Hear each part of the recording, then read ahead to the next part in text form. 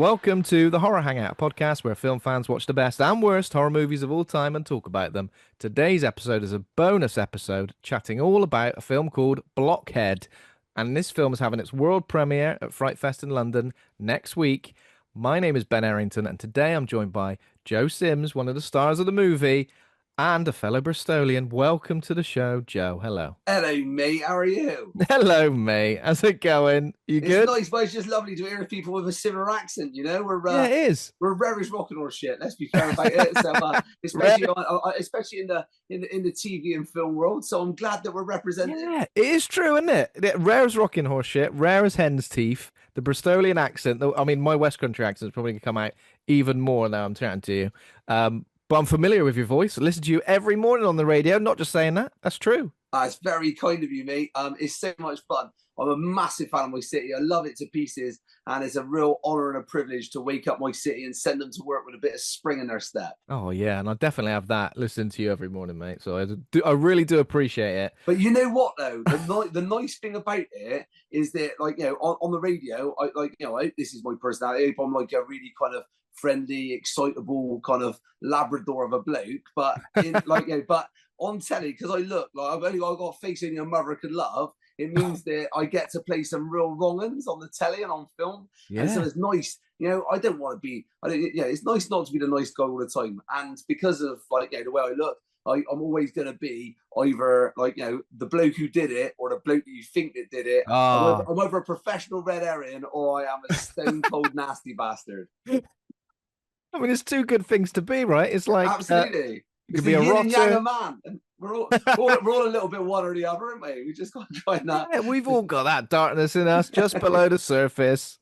But you've got to purge that. I get to purge my demons on set and on screen and then go in and be nice to my nan. It's the people who've got no outlet for it and do it in real life. They're the people you need to watch out for. What does your nan think when she sees you playing these roles, though, Jeff? Do you know what? She's really proud of me. She wishes I could play a kind of a foppish, handsome boy next door who runs off with a girl rather than hit her over the head with a shovel. But you know what? I keep telling her, Nan, I just doing my best. I'm playing the hand God dealt me. Yeah, and you're playing it well. I mean, thanks, mate. This film, Blockhead. Let me just tell the audience a little bit about the film before we sort of get into it and I ask you some questions about it. So, some details on Blockhead. It's all about a failing novelist, desperate for inspiration to spark his second book, thinks his muse appears to him in the form of a drunk, psychotic handyman and decorator. Make sure handyman and decorator is there. You don't want to not discuss his talents in that way, do you?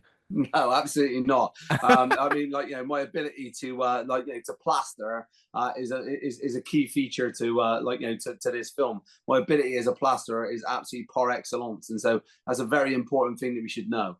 Is that true? No, I made that up. Well, actually, my handyman skills that's kind of barely come into it. It's merely subtext and a reason for him to be in the room. Beyond that, all bets are off. But I look like a handyman. Do you know what? In real life, you look pretty handy. Useless.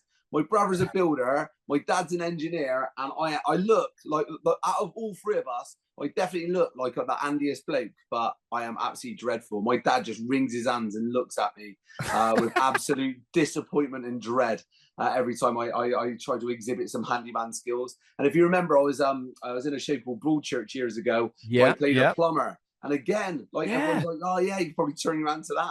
I've played so many tradespeople, but in real life, I'm an absolute disaster. I mean, you can't do it all. Plumbing's just water Lego, isn't it? Well, I mean, you'd think so, but the fact that my one time my basement was submerged in water because I tried to fix a radiator tells you very different story. I feel I'm a bit the same, Joe. So good. Better. I'm not so great. Mate, it's a safe space. I'm burdened. It's all good. It's a safe space where some people might be listening in, but you know. So in terms of I'm not going to point any fingers at you, Joe, but drunk, psychotic, handyman, and decorator. Would you say in terms of what you've got most in common with? Which one? Which one of those is it? Well, I'm no stranger to a pint of cider. I don't know whether that leads to psychotic episodes or no. I'm certainly no Mikey, which I play in the film. I stop far short of the excesses that he's happy to go to. But they're so much fun to play. You know, like sometimes there's lines you get, you read them because they're fantastic writing in Blockhead, and it just tastes so nice in your mouth. You're like, I cannot wait to see that. I Yeah. don't think me, Joe Sims, could get away with saying that, but Mikey definitely can. You know, he's got this glint in his eye, and he is absolutely he's unapologetically naughty, and I love that. Everybody's got a mate who's unapologetically naughty. You can't have him around all the time, but if you're looking for a big tear up and you're looking for some stories, you're like, let's get Mikey out. You can't see him for six to 8 weeks afterwards. No, well, that's true. I mean, he's probably banged up most of the time, but when he's let out, and he's then he's a whole host of excitement. I did keep thinking, Mikey, get back to work, for God's sake. Well, that's it. I mean, that's the thing. If he did get back to work, like, you know, if he did do the graft that he was meant to do, then maybe, just maybe, it wouldn't end up so badly for Will Mercer. But unfortunately, it was such a nice surprise when you popped up in this film, because I didn't have any idea. Like, I'd obviously read the synopsis of some of the films that are showing at FrightFest, but, you know, I don't always delve too deep into who's in the cast and everything like that. So as soon as you popped up, I was like, I can't believe it. And then the first thing I said was, we got to get Joe Sims on for an interview, because this is going to be gold. I know it's going to be gold. Well, I'm very grateful that you reached out, mate, because it's a pleasure. So you know, I'm glad that you watched the film as well before everybody else, before the world premiere. Very, very lucky. The world premiere, which is like what, just a week away. Yeah. How are you feeling about the world premiere at FrightFest, and what do you expect from it? I'm excited. I mean, FrightFest, what an amazing festival to be able to premiere at. Like, you know, I mean, you know, it is the hub for the genre, which means that, like, you know, that horror fans from all over Europe are going to, like, you know, descend upon central London and have the time of their lives. And I have to say, in terms of a discerning crowd, you cannot wish for any better. You know, if they champion your film, if the horror fans champion your film and love your film, then, like, you know, then like, you know, the sky's the limit. And I admire that kind of that candor, that kind of honesty, and that attention to detail. They know what they like, and so, like, you know, we're going to throw ourselves in the mercy of the horror community and hope they love it. I mean, the horror community as well. I mean, it's a very varied one, because this obviously has got aspects of, like, being a thriller, being sort of like a psychological drama as well. So it's like, you could almost say it's not straight up horror, but it, like, crosses those boundaries in a way. Were there any particular films or performances that inspired your approach to the role? Because the first thing I thought was Fight Club, and it just so happens that in some of the promo, and I think even in an interview that you've already given, you mentioned Fight Club. Mate, do you know what? Because Matt Harlock, director, didn't necessarily, but that was my go-to straight away. I mean, like, you know, Danny Horn, who's absolutely incredible, and he plays novelist Will Mercer. He's a handsome chap, but I'm not sure that I'm necessarily going to be getting away with playing the Brad Pitt character in this film. but there is a limit. There is that, like, you know, there is that kind of that brotherhood, that bromance that, like, you know, going on, that, you know, are they real, are they not real, like, you know, is Mikey a real person? And that is a question for you, the audience. Come and see it and tell me what you think, because for me, in my mind, it feels like Fight Club meets Faust. Now, I don't know if you know the story of Faust, but, like, Faust is, like, you know, met at a crossroads, and he's told that he can have the keys to the kingdom, like, you know, unimaginable wealth, happiness, and knowledge, most importantly. But in return, he has to sell his soul to Mephistopheles. He sells his soul to the devil for eternal damnation. Do you take that while you're having an amazing time on God's mortal coil, knowing that eternal damnation is waiting for you? I mean, it's difficult, isn't it? It is difficult. It's probably not worth it, is it, overall? But you definitely be tempted. It depends where your head's at, doesn't it? Because, like, here, you're right here. Instant gratification. We're the MTV generation. I want to be instantly gratified. That's true. And so you're like, yeah, I'd like to live in a big. I like to have everything. I want to have everything. I want to have people throwing themselves at me. I want the adulation of absolutely everybody. And I'll pay the price for that later on down the line. Yeah. And I think future me can deal with this. Yeah, future me can deal with eternal damnation and curse the day I was born. But right now, I'm ready to party. I've got my sleeves up, and I'm ready to have everything in my fingertips. Yeah. And that is the situation that Will Mercer finds himself in. And essentially, I feel like I'm like the kind of Mephistopheles character who can facilitate all these wonderful things on this mortal coil, but does it come at a I massive cost? like it. It does. I mean, it does. I It mean, does. It come at a also for massive me as price. well. Like Mm. the thing is that we're ambitious people by our very nature. We're under a lot of pressure. You know, like we're under pressure by our partners, by our friends, by our family, by our work colleagues, or anything like that to kind of deliver. And so, what Will Mercer finds himself in is a situation where he writes an absolutely banging first novel, Yeah. and then what? And then he's under pressure to deliver the second. And the more pressure he's under, the more he can't do it. He's got that block, and that's what Blockhead comes from. So he's absolutely Yeah. like, yeah, but all that pressure keeps coming. Like, you know, he's had a taste of that adulation. He's had that taste of beautiful stuff. And I feel like most of us, you know, like, you know, can feel someone around the corner or the intense pressure of life. And Oh then yeah. someone turns up and alleviates you of that burden. Someone else turns up and maybe finds like, you know, a scapegoat, finds another way, Yeah. a path of least resistance, a shortcut, a corner. Do Mm. you take that? And to extend that metaphor, that for me is what Mike is. He's the devil on your shoulder. You know, you've got that. You've got everyone. Each of us got angels and devils on our shoulder. Do you Yeah. remember? There's a brilliant episode of Red Dwarf actually, where they've got that angels and demons, and I think Lister has like some mutated disease, like fever, where he's got the devil and the angel, and he has to listen to both of them. They, Oh, they, they yeah. I become think. real characters. Yeah. Yeah. Yeah. Okay. So That's what it and is. Mikey feels like that. He's like the devil on your shoulder. He's like He the devil. gets you to do increasingly mad things, but the more mad things you do, all of a sudden your creativity's been unlocked. But at Yeah. what cost? I know. There was a lot of pressure on him. I mean, some people say you've only got one masterpiece in you, and he's being forced to get two out. Ah, mate, can you imagine the difficult second album? The difficult second album. We've all been there. We've gone, can't wait to hear this. You hit play and you go, Only the Wurzels have managed it in my eyes. only the Wurzels. What was Yeah. the second album called? Sorry?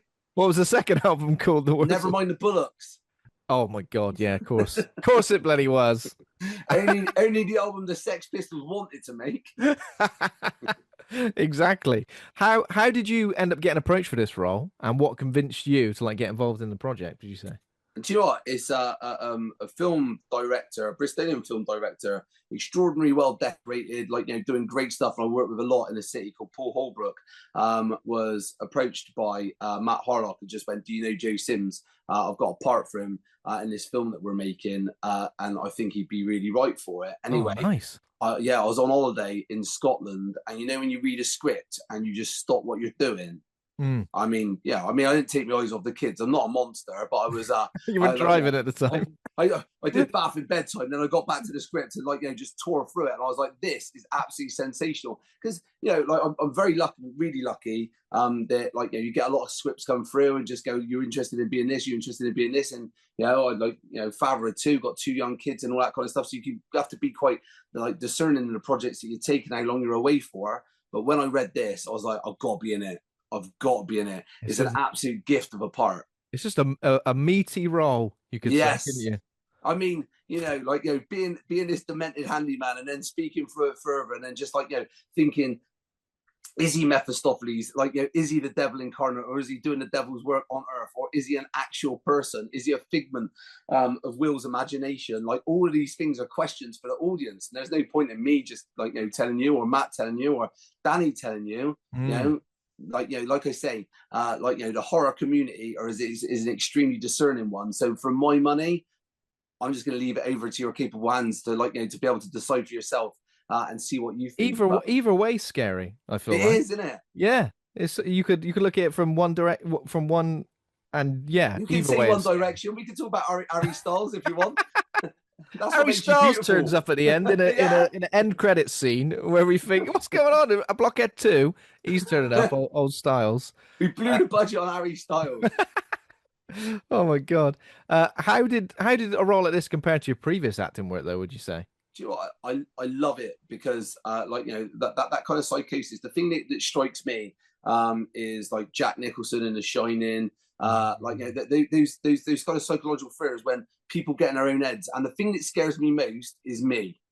Like, what I'm potentially kind of capable of. You scare me too. Yeah. Or what? Yeah, exactly. What, like, you know, like, you sit there and then sometimes you have some, like, you know, kind of dark thoughts or whatever, and you go, what happens if that gets pushed to the nth degree? Or what happens if, kind of, like, I don't know, like, you know, some kind of psychosis takes hold and takes my life in a completely different direction? Like, I'm absolutely obsessed Yeah. with like the kind of evil doings of people, because I feel like me myself, I live quite a vanilla life.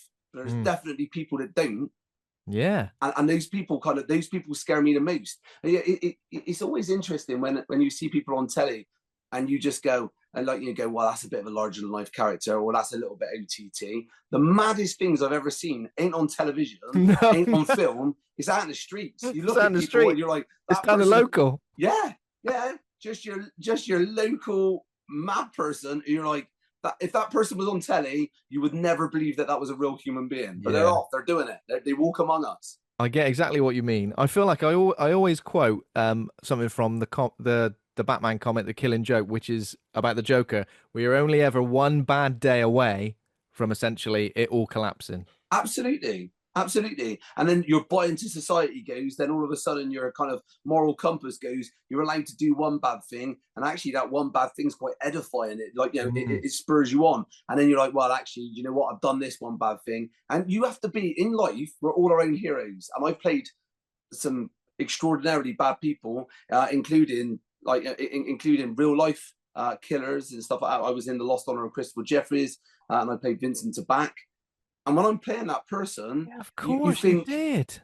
I was going to meet him in Long Larton. I was due to meet him in prison, because I'm like, if I'm portraying this person, I need to be able to understand him, or trying to get trying to get as good an understanding as possible in order to accurately portray him in the TV program.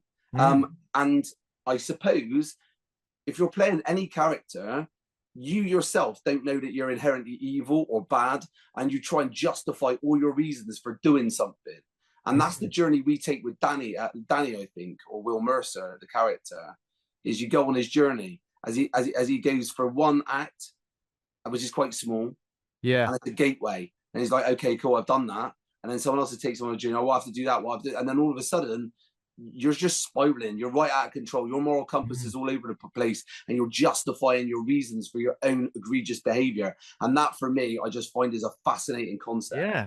To be fair, now you've mentioned that you play Vincent Tabak. I mean, that's obviously a testament to your performance, because I've seen that and I almost don't remember you being in it. So you must have like really embodied that role. Oh, thank you very much, mate. Yeah, it's the Dutch accent, and I had a little bit of grass on the wicket Yeah. then as well, so I had a bit of Oh, hair. I So see. I see. That must have been what it was. Because I was going to ask you, like, is this the darkest role you ever played? But I guess that one is like having to like be a real life it's killer. harder That's really playing. I difficult.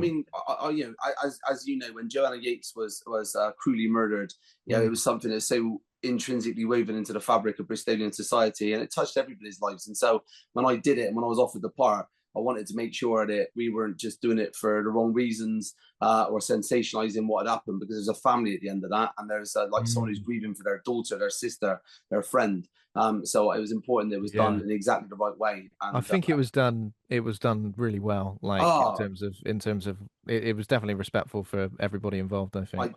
yeah, no, thank you, mate. I completely agree as well. I mean, and also the huge miscarriage of justice perpetrated towards Christopher Jeffries, where Yeah, he of suffered course. Remember by media. Horrible. the media. I remember like the newspaper headlines. Like literally everyone had just made up their minds immediately, hadn't they? Yeah, I bet. Um, I mean, it's an like I mean, it's a pleasure to be able to to do what I do for a living, because I've always loved it, and I've always loved kind of embodying different characters and taking on these different characters and going on their journey. But I suppose the biggest responsibility I've ever felt was to play Vincent Back. I mean, when I was playing Nigel Carter in Broadchurch, that was exciting because he's not a real person, and then there's yeah. the did he do it? Did he not do it? I remember getting pulled over by the police when I lived in London. I was in East London, and like just before the penultimate episode, these coppers pulled over and they went, "Did you do it?" Oh And my I'm just God. getting me cornflakes in the morning. I didn't know what end was up. I was just a bit foggy. I was like, "What? What?" I thought I was like I thought I was getting add up on some kind of fake charge by the Met. Did I I was do like, what? "What is going on?" They were like, "Did you kill Danny Latimer?" And I'm like, "Oh yeah, like the show." I'm like, I don't know. Do I have to be honest with the police? Do I have to I tell them? don't Or you know. have to wait until the episode 8? Yeah. It's like when everyone's trying to find out who shot Phil Mitchell all over again. They like Exactly. changed the kickoff times for football matches, didn't they? So people could watch it and find out. But that was an amazing thing. Like when it bled into into British culture, like Yeah. Broadchurch did, and really captured everybody. It doesn't matter whether you're working in your office, your factory. People were talking about it, like by the water cooler, in the canteens, in the cafes, up and down the Yeah. country. That was a really brilliant thing. Like Ladbrokes were taking bets on it, like who killed Yeah, Danny that's Latimer. And you're crazy, like, isn't it? wow, that's mad. Can you So place a bet on that or not? sorry. Could you place a bet on that or not? Oh no! Do you know what? I got in touch with me and Will Meller. Do you remember Will Meller? Yeah, Will Mellor, yeah. So like me, we're texting one another, and we're like, we should lay off. Like we didn't film like an alternate or anything like that, so we know very much who killed Danny Latimer. And then it was so weird. It was like people were listening to our phone calls because I was thinking, you could like take a chunk off the mortgage with this, like with the knowledge that we've got. And then with that day, we got a message from the production company just going, I don't know if you know, but there's a bookmakers that are running bets on who killed Danny Latimer. You are not allowed to get involved. And there was a blanket copy for all the cast and crew. Oh my And me and Will God. were like, ugh, Oh, bloody hell. gutted. Bit deflated now. Yeah, exactly. Well, that's it, because it could have been the mortgage page, but It must be so exciting, like having been involved in such like big UK focused things, obviously with Doctor Who as well, like stuff that like everybody was talking about at the time. Do you prefer that side of things where it's very much within the zeitgeist of culture, or do you prefer like sort of smaller indie film roles like this? Oh, mate, I love it all. Like, for me, it's just going on a journey. It's just telling stories. The reason I bought the ticket is just to tell fascinating stories and work with creative people. And that's Yeah. the beautiful thing about Blockhead is the budget wasn't massive, but the people that cared, the heart, and the capacity and the scope for making this was like, there are people that are running through walls to get this done. And you're not doing it for the acquisition of material wealth. You're doing it because you want to make something that you think is going to be a compelling story that will absolutely grab people at the cinema. And I really think this will. I was so proud of it. I feel like it does deserve to be seen on a big screen, to be fair. I know that people are going to get screeners and can watch it on their telly and whatever. But if you do get the chance to watch it on a big screen, I feel like that's where it belongs. Am I right in thinking that there are 2 screenings of it? Yeah, the first one sold out amazing. so that's class. And so again, really grateful to the FrightFest gang for buying their droves. And there's a second screening now. It's going to be at 11 o'clock. So it's the 23rd of August. Yeah. And the first one's at 6 o'clock, but that's sold out now. And the next one's at 11 o'clock at Odeon Lux in Leicester Square. You could do a Blockhead double feature if you fancy it. Oh, mate, it'd be class. You could watch it once, not know what's going to happen, and a second time, look out for all the little Easter eggs and all the little clues. And those things are very definitely there as well. So, it's definitely worth popping you ever in the door again, for sure. Oh, yeah. Sounds great, man. So on top of FrightFest, is the film on the festival circuit? Are there going to be any other screenings anywhere yet? Or is they're working really hard at the moment for exactly that. I think that people it's far too high a pay grade for us humble actors to understand, but they have to be really discerning in their choices to make sure they get it exactly where they want it. And so that is why they wanted to do the premiere at FrightFest, because it's such an incredible festival. It's so genre specific, and we've got nothing but love for the people that come and represent. So that's first. And then I think the plan is to go to there's a couple in Europe that are scheduled, a couple in North America that are scheduled, and I'm hoping there's going to be one in Bristol as well, which is our beloved homecoming. So I think we're waiting for that'd be great, but that would be class. Yeah. That would be great. I'd love to attend that as well. Love North America, love Europe, but as Dorothy says, there's no place like home. There's no place like home. We'll be expecting you to wear those ruby slippers to the premiere as well. I definitely will. Do you know? Size 13 feet I got as well. Is it? Cost a fortune. Oh mate, oh my God, they have to be specifically made just for you. All the nooks and crannies of your foot. After do you know if it's going to be available on streaming eventually, or is that again something that's a little bit further down the line that might? I mean, they didn't tell me nothing. I'm treated like a mushroom. I'm kept in the dark and fed bullshit. So I just do as I'm told. I mean, that's they can't leave me in charge of things. Like, they didn't tell me anything because we're blabbermouths, us actors, left our own devices. Who knows what I might say? Yeah, who knows? Who's going to find out about Blockhead too? Yeah, well, exactly. Yeah, or not, as the case may be. We never know. We never know. And also, I mean, I guess the final film we should talk about. What are you currently working on? What's up next for you, Joe? Do you know what? I don't even know if I'm allowed to talk about this over, but I'm gonna, so you can have a world exclusive. And Love a world if, exclusive. if my NDA ends up that I'm going to be in court, then can I come and live at yours, mate? Yeah, sure. You're Why only down the not? road, aren't you? Yeah, I'm only down the road. Exactly. Yeah, I'll So put you up. I'm filming this thing for Amazon at the moment, and it's called Wayfinders with Mackenzie Crook. Oh, nice. Yeah, sound. And we've been filming that over, so it films in Ireland and Utah. And Oh, it's okay. ace. Yeah, yeah. It's like, it's a fantasy series, and I play a guy called Riplagish, who is a double crossing orc that you wouldn't trust as far as you could Oh, throw. it's not a bad guy, is it, Yeah, Joe? I'm afraid so. Oh, But again, I mean, an astonishingly good-looking orc. Obviously, he was the centre forward for Orc Monthly. He's 412 years old and looking great on it. he's getting on a bit then. Bloody hell. So a fantasy show. Oh, interesting. Yeah, mate. 3.5 hours in makeup I am. Normally, with me big baldy hairs, they put a bit of anti-shine on my head, slap me on the bum, and then send me off the film. But now, 3.5 hours in makeup. So I got to know the makeup guys really well. They're amazing, by the way. Yeah. Like the people that do the prosthetics, massive shout out to them when you see it. And I've got these teeth, like grills. That you put in, they're all like spiky teeth, golden, and all that kind of stuff. Oh, He mate, looks this sounds the great. business. Yeah, it's really cool. And I'm horse riding as well. So I get to do Lovely. lovely big black horse called Rog. Did you have to learn how to do that, or was that something you already knew how to do? Do you know what? I was in so-called The Ballad of Renegade Nell for Disney. Then I was in a show for Netflix called Free Reign. And then I was in Britannia, and they've been teaching me on all those jobs. So you always pick up a bit or two. So now I'm a pretty good horse rider, you know. I mean, free reign. I don't want to keep saying I consume all everything you've been in, Joe. But me and my daughter watched that when she was younger. We love that. We love free reign. Yeah, yeah. So exactly. I was the mayor's right hand man, and so do you know what? It's like, every time there's a spare 5 minutes, like, Netflix, because they've got a big budget. We're like, do you want to come have another horse riding lesson? Can I have another horse riding lesson? I was like, same.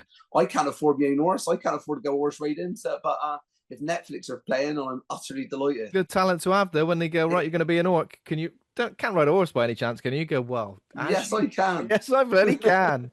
Oh, mate, that sounds super exciting. Obviously, it's really good.